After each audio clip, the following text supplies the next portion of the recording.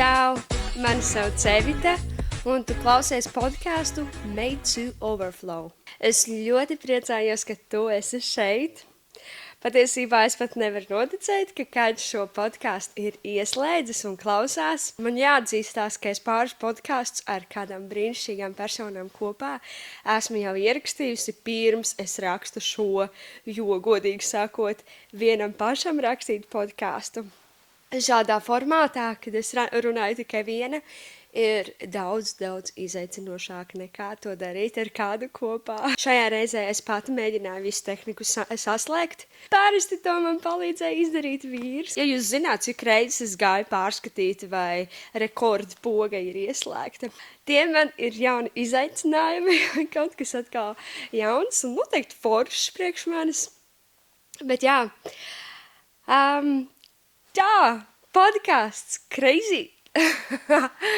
Es pat īsti nesaprotu, kā to ir jādara. Es esmu skatījusies daudz citus podkāstus, skatījusies, ko citi taisa, kā citi taisa, un esmu mēģinājusi saprast, kas ir tas, kas ir manā sirdī, ko tā kā es jūtu, kas ir mans, kas man vajag darīt, kas man varbūt nevajag darīt. Un, jā, es vienkārši mēģināšu. Cerams, kļūšu labāka tajā, lai jums būtu foršāk skatīties, ja jūs izlemsiet arī to turpmāk darīt. Bet, jā, es ļoti priecājos, ka šī diena ir pienākusi un ka es varu jums padalīties ar to, kas ir manā sirdī. Iespējams, ka tu nemaz nezini, kas es esmu. Es esmu Dieva meita. Teiksim tā, es uzaugu kristīgā ģimenē, starp kristiešiem, ļoti daudz kristiešiem.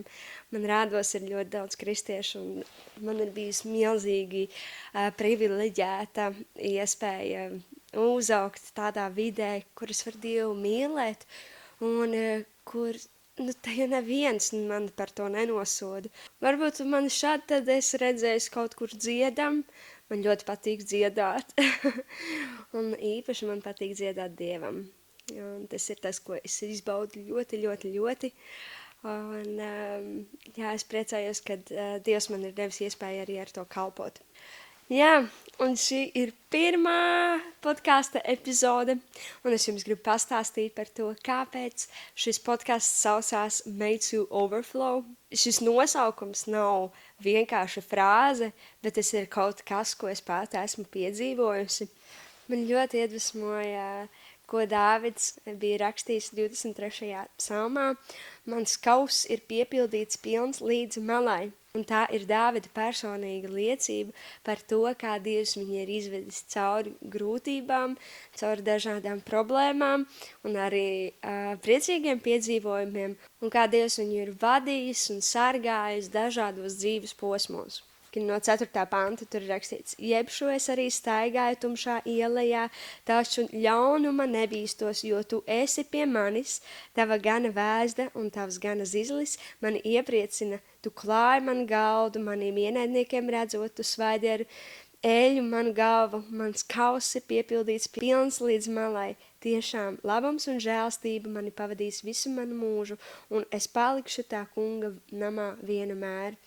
Jā, tas ir kaut kas arī, par ko es varu būt pateicīga Dievam, ka viņš man ir vadījis, man svētījis, un ka šajā dzīvē es varējusi piedzīvot tik daudz brīnišķīgu piedzīvojumu un arī grūtību, kurām es esmu izgājusi cauri, un esmu kļuvusi stiprāka.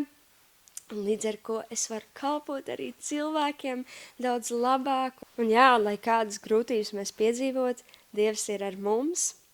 Un mums nav jāpadodās, jo viņš ir mūsu gans, viņš ir mūsu sargs, viņš ir mūsu iepriecinātājs. Un es domāju par to, kāpēc tad Dāvids varēja teikt tādus vārdus, my cup overflows, vai kā latviski ir rakstīts, mans kauss ir piepildīts pilns līdz malai.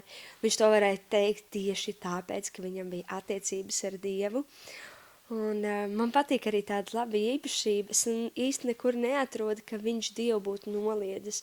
Tad, kad pat viņš bija sadarījis grēku, viņš nožēloja to un skrēja pie Dieva kājām atpakaļ un Tāpēc, ka viņš zināja, kāds ir Dievs, un tas ir tik skaisti, ka viņš zināja. Es arī gribu ritīgi zināt, un es ticu, ka es daudz jau zinu, bet es zinu, ka man ir arī vēl daudz ko piedzīvot un atklāt par Dievu, par viņa raksturu, un es ticu arī, ka kaut kādām lietām vēl joprojām manā prātā ir jāmainās, lai es līdz galam saprastu kādas lietas un piedzīvot Dievu vēl vairāk kaut kādās lietās. Jau pašā sākumā Bībelē mēs redzam to, ka Dievs radīja mūs pēc sava tēla un sevis līdzības, un viņš gribēja attiecības ar mums. Tad, kad cilvēks sagrēkojās Ēdenes dārzā, Dievs teica, kur tu esi? Viņš meklēja tuvību ar cilvēku, viņš meklēja attiecības ar cilvēku, un pat tad, kad cilvēks bija sagrēkojis un kaut kur slēpās, Dievs teica, kur tu esi? Un viņš grib, lai tu nāc apakaļ, lai tu piedzīvo viņa mīlestību, lai tu piedzīvo to, kāds viņš ir, un ka tu esi ar viņu kopā, un ka tu vari šo dzīvi piedzīvot tādu ritīgi skaistu, kopā ar viņu darīt lietas. Jā, un vienkārši tas, ka tev ir attiecības ar Dievu, tas tev var tā piepildīt, un no tevis var iznākt tik daudz ļoti skaisti. Es ticu, ka mums nav jādzīvo ikdienā vienkārši tādā izdzīvošanas režīmā. Es ticu, ka mēs varam dzīvot tādā pārpilnības, cerības, mīlestības, tādā pārplūstošā. Tad, kad mēs kopjam savas attiecības ar Dievu, tad viņš mūsos liek prieku, mieru, mīlestību, pacietību, laipnību, un tas ir tik skaisti, ka tas, ar ko mēs esam piepildīti un kārtīgi piepildīti, ka tas var no mums plūst ārā.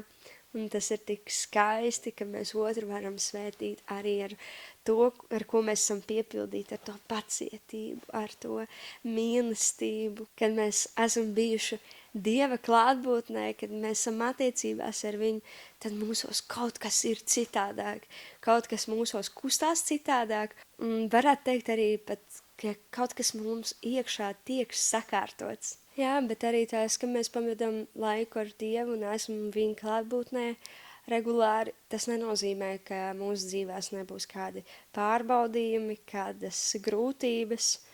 Un arī es tādas esmu piedzīvojis, un varbūt kādreiz es arī par tiem padalīšos vairāk, bet jā, tieši tas, ka tu esi ar Dievu, tas iedod tev tādu mieru, tas iedod paļāvību, ka Dievs tam izvedīs cauri, un pat, ja ir daudz asaru, pat, ja ir daudz pārdzīvojumu un kaut kādas lietas, tas nenozīmē, ka Dievs tev ir atstājis.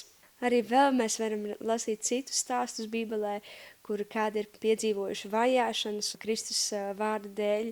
Dāvis gāja cauri ielējām, cauri grūtībām, viņš piedzīvoja nodevību, bet tāpēc, ka viņa avots ir Dievs, tad viņš var teikt, mans kauss ir piepildīts, pilns līdz malai. Tad, kad tu piedzīvo Dieva mīlestību, tad tu nevari nemīlēt tālāk, pareizi.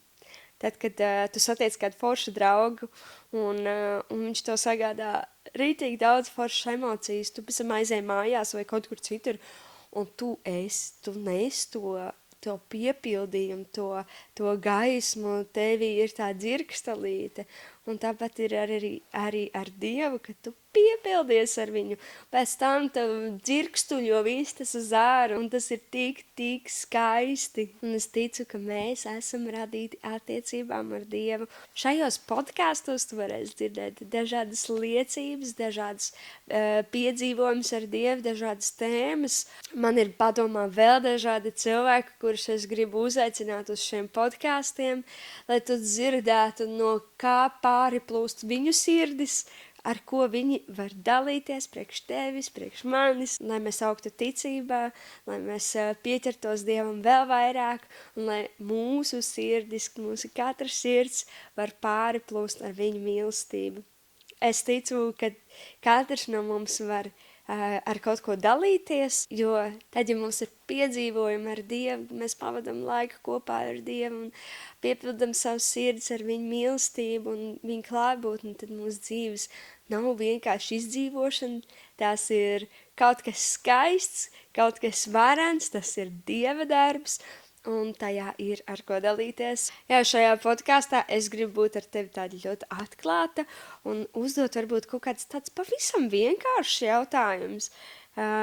Dažreiz man liekas, ka kristīgā pasaulē kādas tēmas ir tādas, varbūt daudziem šķiet pārāk pašsaprotamas, bet varbūt gribas to pajautāt, lai to pastāst cilvēks tā vienkāršāk, kas man liekas ļoti forši pareizi. Katrā ziņā paldies, ka tu biji ar mani kopā šajā dienā, šajā podkāstu epizodē pirmajā, un tiekamies pavisam jau nākamajā.